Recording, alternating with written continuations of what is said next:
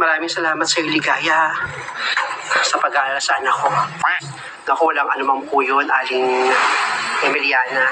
Nagpapasalamat nga po kung dumating po kayo ng mas maaga kasi iba po talaga yung kutob ko. Kay Rosa, kasi may usapan po kami, sasama ko sa trabaho ko. Tapos bigla akong nawala, bigla akong umuwi ng Cavite, kaya nagtataka ako. Kasi silipin ko lang yung anak ko doon, kakausapin ko. Sige ko to, silipin nyo ulit yung anak ninyo doon, kausapin nyo. Tawagan nyo at iparamdam nyo nandito po kayo. Silipan po ako doon kung dumating na po si Aling Adelfa, pati si Francia. Diyan po muna kayo. Nena, yung bag ko. Sige na, Emiliana. Silipin mo na yung anak mo.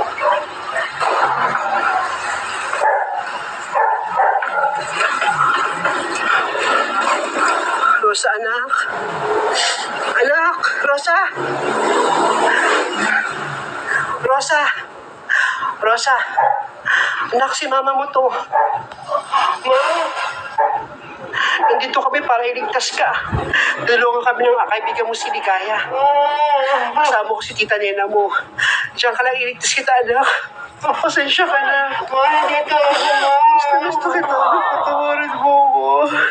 Patawarin mo ko, anak.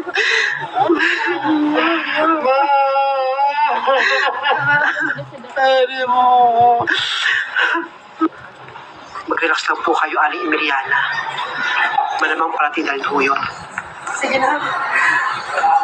Baka maabutan pa kami. Bibiglayin lang namin sila sa pagdating namin. Sige, dyan ka na.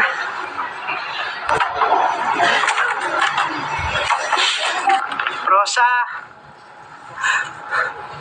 Lakasan mo loob mo, ligtas ka namin ng mama mo.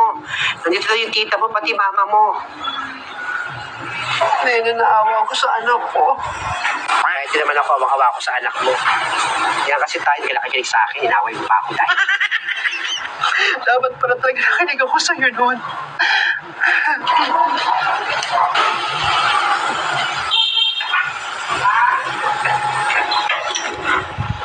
Wala pa rin ho sila. Pero alam ko yun naman po sila sa SM San Pedro kumain. Malamang parating rin po yun. A few moments later. Nandiyan na ho sila. Nandiyan na. Humanda sila sa kamao ko. Ayoko ho ng gulo. Tinulungan ko na ho kayo na ho bahala sa kanila. Pasensya na po. Diyan na ho muna kayo. Nandiyan na po sila sa loob. Karating lang. Labas na. Tago lang po muna ako dito. Okay, lalabas mo muna ako. Diyan na ho kayo. Ay, kanina. Mandaan sila sa atin. Iyon mo na yung gamit mo dyan. Sige na. Upaha ka muna. Bigay mo yung best energy mo.